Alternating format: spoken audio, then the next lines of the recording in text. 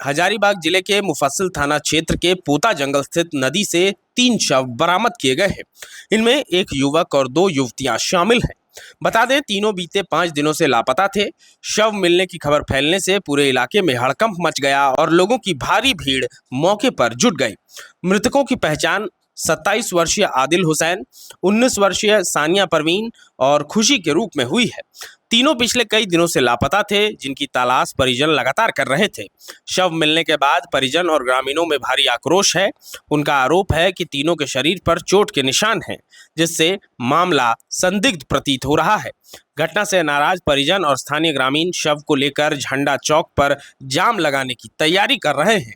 वे दोषियों की गिरफ्तारी और मामले की निष्पक्ष जांच की मांग कर रहे हैं। वहीं इस घटना को लेकर परिजनों ने आरोप लगाया है कि मुफस्सिल थाना पुलिस ने शुरुआत में आश्वासन दिया था कि सभी लापता युवक युवतियां सुरक्षित हैं और जल्द ही उन्हें वापस लाया जाएगा। परिजनों का यह भी आरोप है कि एक व्यक्ति ने उनसे 50,000 रुपए की मांग की थी और दावा किया था कि वह तीनों को सकुशल वापस ले आएगा। परिजनों के अनुसार समय रहते कोई ठोस कार्रवाई नहीं की गई, जिसके कारण आज यह दुखद घटना सामने आई। वे दोषियों की गिरफ्तारी और मामले की निष्पक्ष जांच की मांग कर रहे हैं। इस घटना ने पूरे हजारीबाग को झकझोर कर रख दिया है और इलाके में दहशत के साथ साथ गुस्से का माहौल बना हुआ है। लेकिन मेरे साथ इंसाफ नहीं हुआ, मुफस्सिल वाला इंसाफ नहीं किया। आप कौन लगते हैं लड़के का मेरा चाचा है और दोनों भांजा भांजी है। अपना भगना भगनी है। हमारे वहाँ से मुफस्सिल हम रात दिन 2 दिन यहाँ रहे।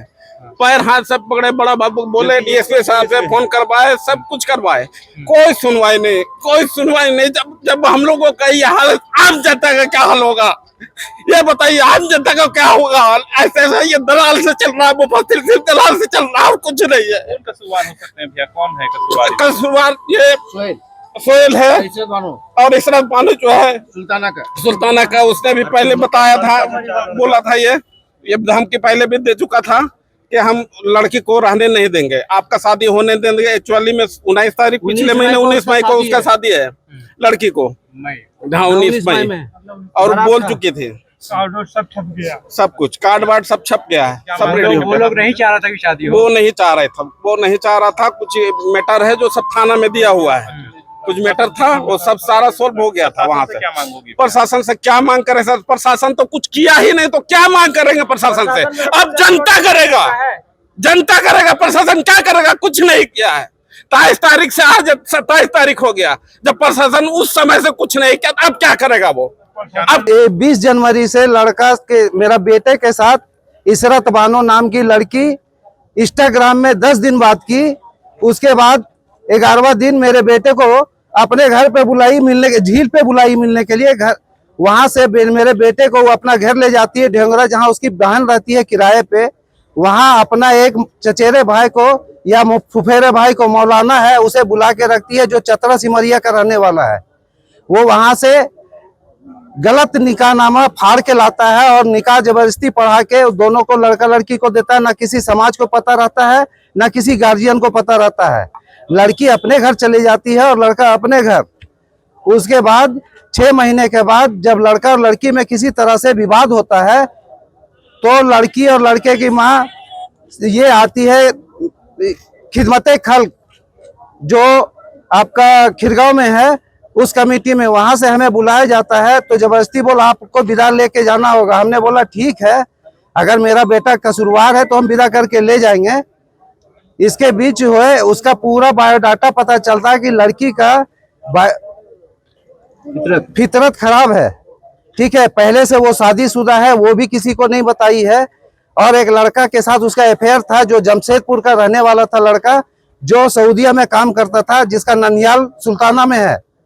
ये हमें बाद में पता चला, तो फिर हम उससे पीछे पैर खींचे। लड़की और लड़का को हमने बात जबरदस्ती मंगनी कर दिया था ताकि हम शादी कर लें। जब पीछे खींचे तो लड़की मेरे घर में एक बार मुझे बताए हुए महिला को लेके जाता है और धमकी दे के आती है कि हम आपका घर बर्बाद कर देंगे।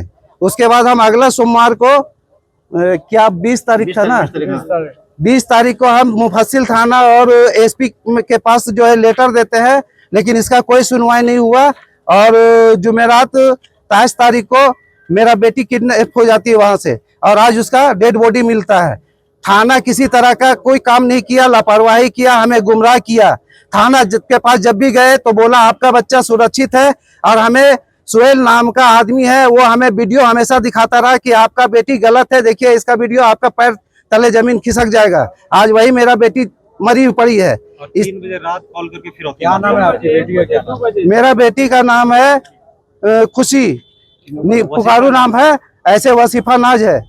और मेरा भागनी का नाम है सानिया परवीन, और भागना का नाम है आदिल। किस पर क्या आरोप है भैया आपका? मेरा आरोप वो तीनों उसका लड़की है, उसी पर आरोप है, वही सब कांड कराई है। कौन लड़की के पास? सुल्ताना इशरत बानो नाम है उसका, बाप का नाम है मोहम्मद नियामत अली। उसकी 2 बहन है और एक माँ है, और एक मौलाना है जो इसको फंसाया है, और ये पूरा इसका जड़ वही है, मौलाना है। मौलाना का नाम तो मेरा मोबाइल चतरा सिमरिया का रहने वाला है, चतरा सिमरिया का रहने वाला है। वो तो निकाहनामा में मौलाना अपना नाम भी नहीं लिखा है। मेरा नाम वासिद अली है। तो इन लोगों को मारने के लिए कोई धमकी भी आया था क्या? धमकी घर में मिला था सिर्फ कि आप लोग को हम बर्बाद कर देंगे। क्यों बर्बाद कर देंगे? ये हम उसको नहीं ला रहे थे अपना घर में। हम बोल दिए हम शादी किसी कीमत में नहीं करेंगे, हमको थाना में कोर्ट में लड़ना होगा हम लड़ लेंगे, लेकिन शादी नहीं करेंगे। तो मेरा घर में महिला लोग को, महिला समिति को लेकर आई थी, और इशरत परवीन, और वही हमको धमकी मिला था। उसमें भी मेरा घर में खाली मेरा परिवार और बेटी थी, बाकी कोई नहीं था। ठीक है, हाँ सुहेल भी आया था रिपोर्टर बन के, वहाँ रिपोर्टर बन के सुहेल आया, क्योंकि वो लड़का 2:30 बजे रात, भैया आज से करीब 5 दिन पहले बृहस्पतिवार को मेरे घर से 2 बच्ची और 1 बच्चा आम खाने के लिए जंगल गया हुआ था। घर के जस्ट कुछ 1 किलोमीटर आगे है। तो 6 बजे तक जब मेरा बच्चा घर नहीं आया तो हम लोग ढूंढने लगे। हम लोग पूरा रात भर जंगल में ढूंढे, नहीं मिला। तो 10 साढ़े 10 बजे हम लोग मुफस्सिल थाना गए, FIR दर्ज करवाए। FIR दर्ज कराने के बाद थाना वाला थोड़ा हरकत में आया, और वो झूठ कर इधर मुरांगी तरफ ढूंढा। उसके बाद फिर हम लोग जंगल अपना ढूंढने लगे। थाना वाला बोल दिया आप भी अपना ढूंढिए, हम लोग भी अपना ढूंढते हैं। हम लोग लड़का लड़की को बहुत ढूंढे जंगल में, दिन को दिन नहीं समझे, रात को रात नहीं समझे, दिन रात पूरा फैमिली, मेरा यहाँ तक कि मेरा गांव का एक आदमी पूछ लीजिए, सब कोई जंगल में भटका है कि कहाँ है बच्चा लोग। लेकिन हम लोग को पौता के जंगल में नदी में मार के फेंका हुआ है। जो मेरी बहन है वसीफा नाज नाम है उसका, एक मेरी बुआ की बेटी है जिसका नाम सानिया परवीन है, उसका एज 20 साल है, और एक जो मेरा फुआ का छोटा लड़का है उसका एज 25 साल है, उसका नाम मोहम्मद आदिल है। और जब ये केस का जब दूसरा दिन हुआ तो 8 बजे करीब मुफस्सिल थाना से हम लोग को प्रशासन का कॉल आया कि आप लोग थाना आइए, हम लोग को लड़का लड़की का कुछ सुराग मिला है। थाना आने के बाद ये लोग हम लोग से कुछ पैसा लिया, पैसा भी दिए, ज़्यादा नहीं, 4 साढ़े 4 हज़ार रुपया लिए हम लोग खर्चा के नाम पर। उसके बाद ये लोग हम लोग को गाड़ी में बैठ के झूठ मूठ का बैठा के घुमाया, और फिर तुरंत प्रशासन अपना बयान चेंज कर दिया, बोला कि लड़का लड़की का लोकेशन चेंज हो गया है। ये लोग अभी गरीब रथ बड़का काना से ट्रेन बैठा है अजमेर का, और ये लोग अजमेर के लिए रवाना हो गया। ये प्रशासन झूठा से रिपोर्ट हम लोग को बताया, और प्रशासन जो लड़का डेट किया है ना उसका फ़ोन का पर्सनल फ़ोटो प्रशासन हम लोग को दिखाया, और वो फ़ोटो प्रशासन को देने वाला सुहेल जो बकसपुरा का है, वो मुफस्सिल थाना का मुखबिर है। मतलब जो प्रशासन अपना रखता है ना, हाँ इसका दलाल वो है। उसके बाद वो दलाल हमको एक दिन बाद मेरे भाई को व्हाट्सएप में कॉल कर रहा है, मैसेज कर रहा है कि लड़का लड़की पूरा सेफ है। और इसमें जो मुस्लिम ग्रुप का एक खिदमत खल्क नाम का ग्रुप चलता है, वो सुहेल उसका नाम ले रहा था कि हम खिदमत खल्क से हैं, हम लोग रोज लड़का लड़की पकड़ते हैं, आपका लड़का लड़की हम लोग पकड़े हैं, लड़का लड़की सेफ है, कुछ खर्चा लगेगा आपको लड़का लड़की मिल जाएगा। 50,000 रुपये भैया। नहीं भैया, क्या डाउट लगता है भैया जब लड़का लड़की सेफ है सुहेल के पास, जो लड़का डेट कर गया उसका पास ही सिर्फ मोबाइल था और किसी के पास मोबाइल नहीं था, तो उसका पर्सनल फोटो सुहेल के पास कैसे गया भैया, और प्रशासन के पास कैसे गया, हमको ये बात जानना है। फोन हैक करके निकाल दिए। क्या मांग करते हैं?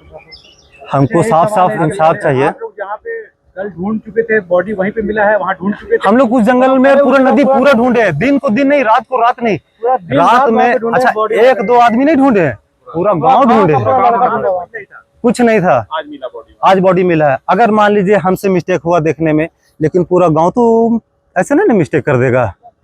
हम लोग सब एक एक बारीक बारीक जगह देखे, जंगल, नदी, और पहला दिन हमको भी शक था कि कोई मार के फेंक ना दिया, इसलिए स्पेशल हम पूरा नदी मोरांगी से लेकर जितना लंबा नदी है भैया, सुबह 5 बजे तक, 10 से 5 बजे तक हम लोग नदी घूमे हैं, लेकिन डेड बॉडी हम लोग को कहीं नहीं मिला।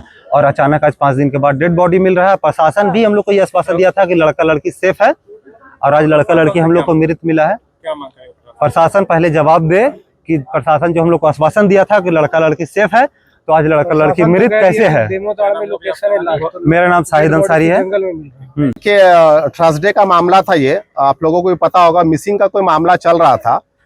एक सानिया नाम है, मुस्कान, और एक आदिल नाम का लड़का था। वो पौता के जंगल से शायद गायब हो गया था, लास्ट लोकेशन वही पता चल रहा था जो हम लोगों को संज्ञान में आया था। बाद में हमने इंक्वायरी किया तो पता चला कुछ बड़ा वो से मैंने बात किया। बड़ा वो ने एक लाइन में बोला कि नहीं सरफराज जी, मामला कोई किडनैपिंग का नहीं है या कोई लापता नहीं हुआ है, वो लोग अजमेर शरीफ में सेफ है। हम बोले आपको कैसे पता? बोला नहीं, हम लोगों को जानकारी है, खुद से मैंने बात किया है। शायद लड़का का बहन या लड़की की बहन वहाँ पे अजमेर में रहती है, और मैंने उनको बशर्ते कड़े शब्द में कहा है कि आप जितना जल्दी हो सके तीनों को हजारीबाग भेजिए, नहीं तो आपके ऊपर कार्रवाई की जाएगी। तो और आज आपको पता होगा कि आज देखिए पूरे हजारीबाग चर्चा का विषय बन गया कि तीनों का है सो डेड बॉडी मिला है वहाँ पे, बहुत बुरा हालत में है। उन लोगों के साथ लगता है गलत सलत करके पीटा भी गया है, और बेरहमी से बाल वाल छील के दोनों बच्चियों को और उसको मारा गया है। तो कहीं ना कहीं संज्ञान में है कि आखिर बड़ा बाबू खास करके मुफस्सिल थाना प्रभारी से जब मेरी बात हुई, आखिर वो कंफर्म कहाँ से किए कि अजमेर में बच्ची है, और उसी के लेके हम लोग भी शांत हो गए कि शायद ये मामला लव से रिलेटेड कोई मामला होगा। लड़की लड़का आज की डेट में जो होता है मामला चले गए हैं और वापस आ जाएंगे, मगर मामला आज जो है इससे लग रहा है कि सब कुछ जानकारी जो भी बड़ा बाबू के द्वारा दिया गया था वो गलत दिया गया था। ये भी जानकारी मिल रही है, कोई मीडिया, कोई प्रेस वाले है, मीडिया वाला है, वो भी शायद 50,000 का डिमांड किया था कि आप लड़की को, हम सेफली लड़की लड़का को सबको पहुंचा देंगे, आप हमको 50,000 रुपये दीजिए। और वो भी शायद बरगला के रखा इस मामला को। बहुत डिटेल से जिससे बात हुआ था वो शायद लड़की के जो मौसा है वो भी आपको डिटेल में भी बताएंगे कि क्या क्या मामला हुआ था। कहाँ के रहने वाले, क्या नाम है? एक शायद मंडई की बच्ची है, एक सुल्ताना का लड़का है, और एक दूसरा एक पौता की लड़की है। प्रशासन से मांग है कि जो इसमें इन्वॉल्व है, जो हम लोगों को डार्क में रखा गया, उसके परिजन को, हम लोगों को डार्क में रखा गया, उन लोगों के ऊपर सख्त से सख्त कार्रवाई कर। जो इसमें इन्वॉल्व है, आखिर बरगलाने काम क्यों किया गया? अगर लापता था तो लापता था, ढूंढा जाता, मगर उसमें बरगलाया गया कि नहीं लड़की लड़का, सब लोग अच्छे से सही सलामत अजमेर में ही। बड़ा बाबू मुफस्सिल थाना के स्टेटमेंट था, खास कर हाँ, और प्रेम प्रसंग का मामला बताया गया, मगर यहाँ साफ जाहिर होता है कि कहीं से कोई मामला नहीं था। लड़का का भी शायद कहीं रिश्ता लगा हुआ था, अपने पसंद का शादी करने जा रहा था, लड़की का भी रिश्ता लगा हुआ था, उन लोग बशर्ते घूमने के लिए गए हुए थे। कुछ हार्ट का प्रॉब्लम हो गया और सडनली हो गया, अचानक हो गया। तो Jeevan Jyoti super specialist hospital में एडमिट करके इनका एंजियोग्राफी कराया। एंजियोग्राफी करने के बाद वो अपना रिपोर्ट दिया कि इनका 95% प्लस ब्लॉकेज है, स्टेंट से काम नहीं चलेगा, इनको बाईपास करना ही पड़ेगा। तो कबीर हर्ब है, जब यहाँ पहुँचे फर्स्ट टाइम में इनको दिखाया तो माशाल्लाह रिपोर्ट बहुत बढ़िया है। 1 सप्ताह अंग्रेजी दवा चलाना है, उसके बाद दवाई बंद कर देना है। जहां 27 वर्षों के सफर में 17,000 से भी अधिक छात्रों ने डॉक्टर एवं इंजीनियर बनकर भरे सफलता की ऊंची उड़ान, जहां साधारण छात्र भी झारखंड टॉपर्स बनकर बना रहे इतिहास। दूरदर्शी शिक्षाविद श्री विपिन सिंह के मार्गदर्शन में मेडिकल एवं इंजीनियरिंग के लाखों छात्रों के लिए आशा की किरण के रूप में गोल, nation's leading institute. Biome institute NEET की तैयारी के लिए एक भरोसेमंद नाम। यहाँ अनुभवी फैकल्टी, स्मार्ट क्लासरूम और बेहतरीन टीचिंग मेथड से स्टूडेंट्स को मिलती है मजबूत तैयारी। यहाँ हर स्टूडेंट को मिलता है पर्सनल गाइडेंस और डाउट क्लियरिंग का पूरा सपोर्ट। नीट 2027 और 28 के लिए फेज 2 बैच 30 अप्रैल से शुरू हो रहा है। आज ही बायोम इंस्टीट्यूट से जुड़े और अपने डॉक्टर बनने के सपने को दे सही दिशा। बायोम इंस्टीट्यूट सिर्फ मेडिकल प्रिपरेशन का संस्थान।